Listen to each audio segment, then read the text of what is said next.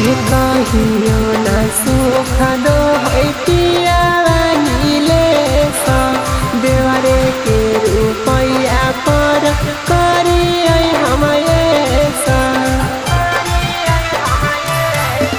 आहे कहियो न सुख दो है पिया